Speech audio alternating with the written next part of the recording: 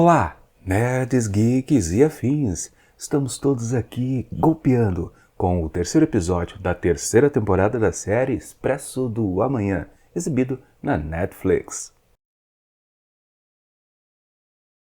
Pois bem, pessoal, talvez tenhamos encontrado aqui nesse episódio desta semana o melhor desta temporada. Pois é, e quiçá podemos até afirmar que é o melhor episódio da série inteira, sim, levando em consideração até as duas primeiras temporadas.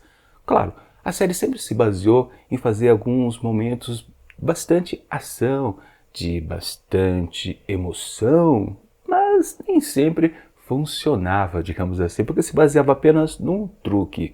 O lado bom desse episódio aqui é que, de fato, até confirmando o bom título aqui do episódio, que é o primeiro golpe, na verdade, a pegada maior aqui do episódio é ter golpe e contragolpe, um atrás do outro e o tempo todo. Claro que algumas coisas são forçadas ou até sem explicações, até para novos espectadores aqui da série, como por exemplo, né? Mas, peraí, antes vamos começar do começo, né? Sim, a história continua do ponto onde parou no episódio anterior. Então, o Will Forge já está se preparando para um novo contra-ataque, justamente, né? Ou um contragolpe lá vindo de Layton. E ele prepara então uma nova traquitana. Pois é, a série está apresentando muitas coisas que não deveriam talvez existir, que é literalmente armas. Porque vamos lembrar o objetivo principal de Snowpiercer, né? Que era apenas conduzir por alguns anos o restante da humanidade, né? O que sobrou aqui do nosso planetinha de ser vivente.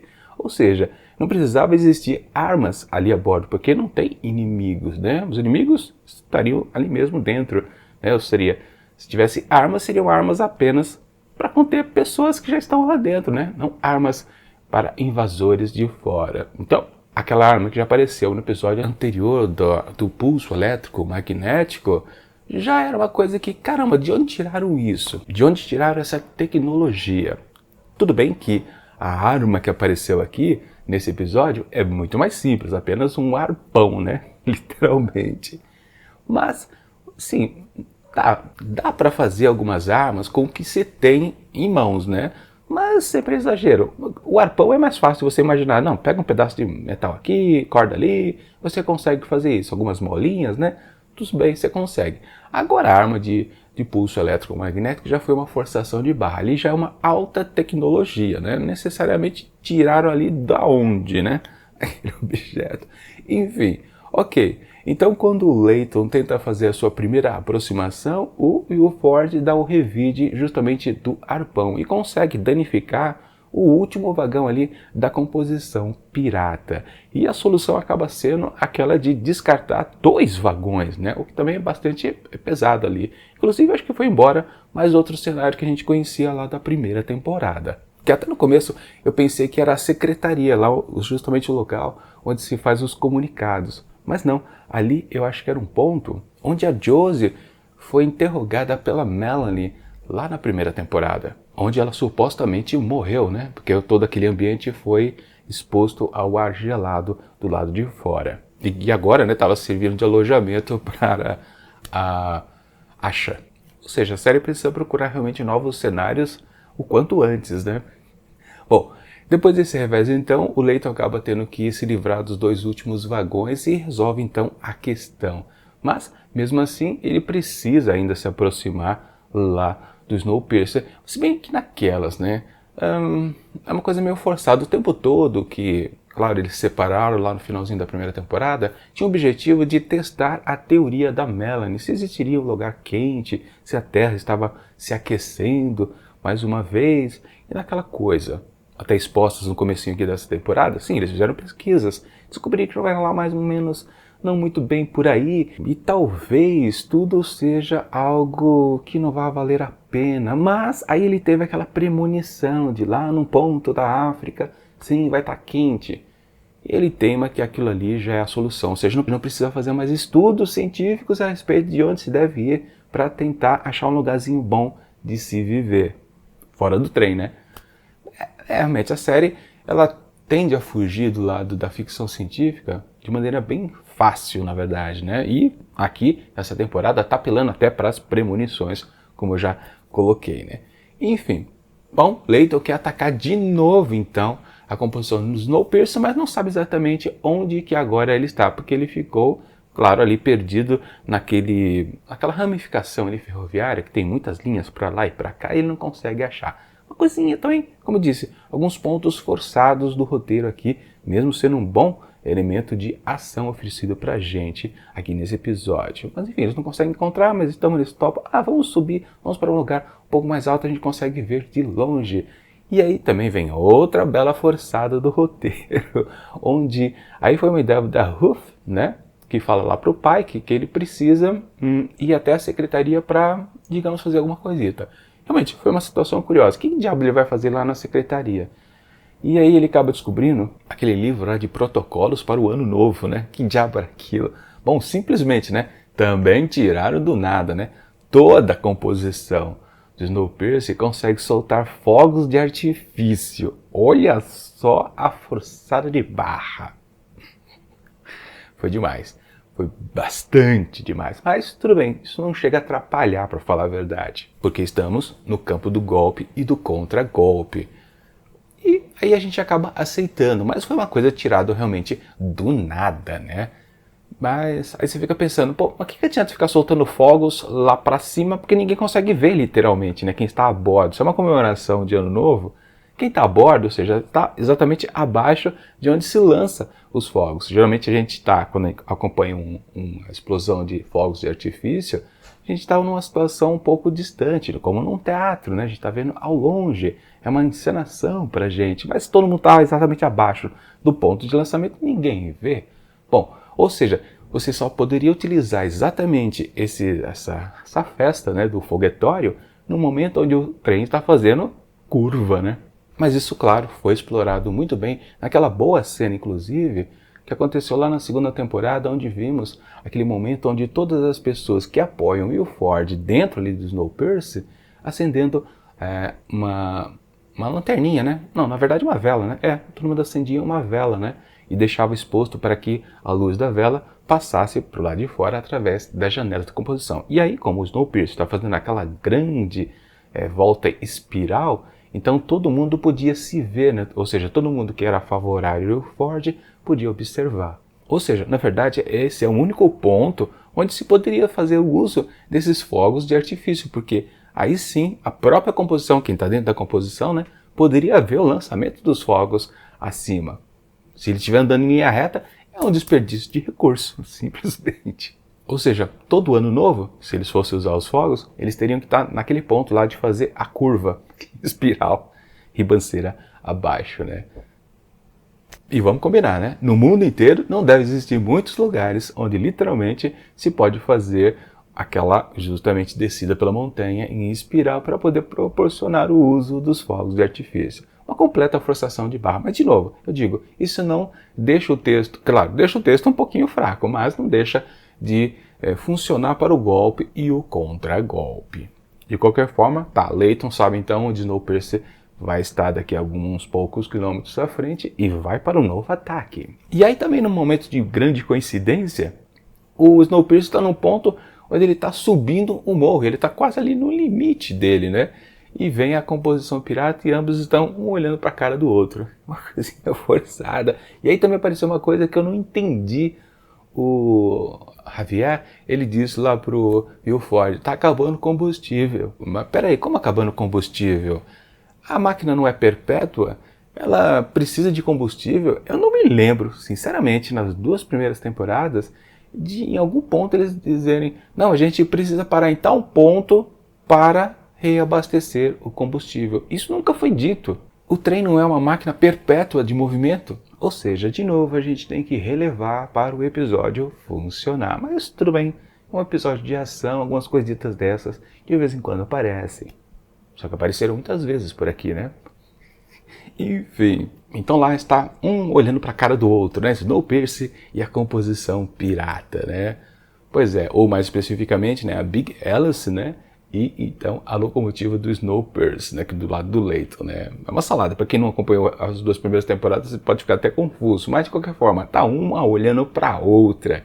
E é aí que então a Josie vai fazer a sua missão lá do lado de fora. Então, para quem está acompanhando a série agora, tipo, amigos recomendaram, assiste aí aquela série que se passa no frio, né? Tem um trem, coisa e tal. A pessoa pode não entender porque toda a ação da Josie não foi explorada. E nós sabemos, para quem já assistiu as outras temporadas, que ela é resistente ao frio. Praticamente ela pode andar sem proteção nenhuma, porque ela aguenta a parada, né? Ela é quase um monstrinho, um Frankenstein, que aguenta a temperatura gélida. Mas como é que ela foi parar ali no para-brisa da Big Alice? Não sabemos. Seria interessante ter demonstrado isso, mas eles resolveram economizar? Foi isso? Talvez tenha sido, né? Em termos de minutagem, a duração desse episódio está a mesma dos outros dois. Ou seja, não foi nada diminuído, por exemplo. Mas será que a sequência dela justamente faria com que excedesse demais o tempo? Pode ser, talvez, mas acho que não, né? Eu acho que realmente o texto preferiu não explicar como é que ela foi parar ali. Ela foi pulando, quicando, que diabo que ela fez? Mas piora, né? Porque aí temos no ponto onde começa a conversa, a sedução do Leighton para com Will Forge, naquele papo, né? Nós vamos ali, para cá, né? Eu tenho a Zara, aliás, eu tenho a Audrey, você tem a Zara, e fica aquele jogo de empurra para cá, empurra para lá, né? Eu prometi proteger a tua mulher, você prometeu proteger a minha, e ficar nesse lenga-lenga, né?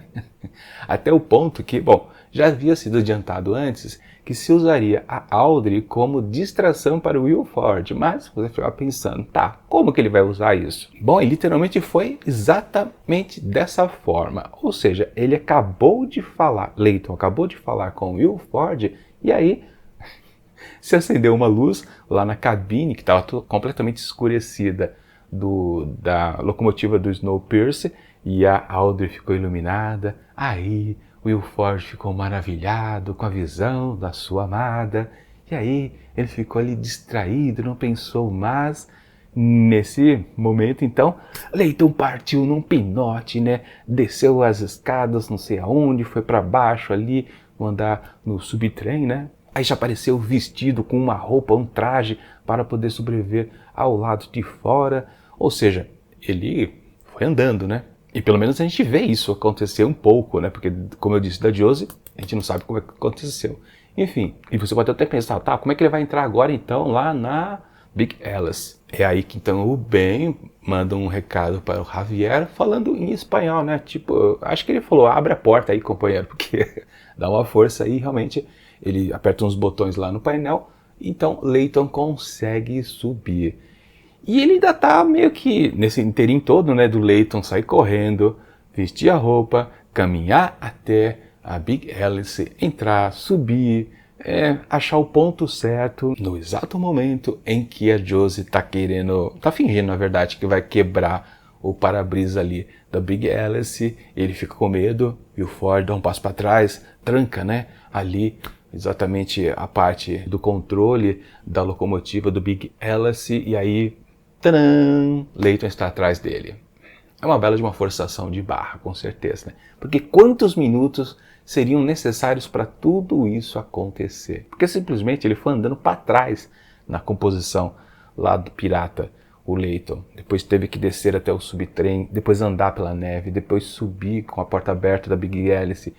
Cara, isso é impossível ele fazer em poucos segundos, né? Ou seja, o truque lá, o Will Forge deveria ter sacar. Por que eles estão me deixando tão em destaque a minha amada Audrey? Ele devia sacar. Ele não é um sujeito esperto, não é um vilão sagaz. Ele devia saber disso.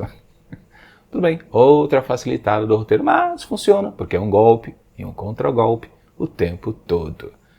É assim que a banda tocou aqui neste episódio.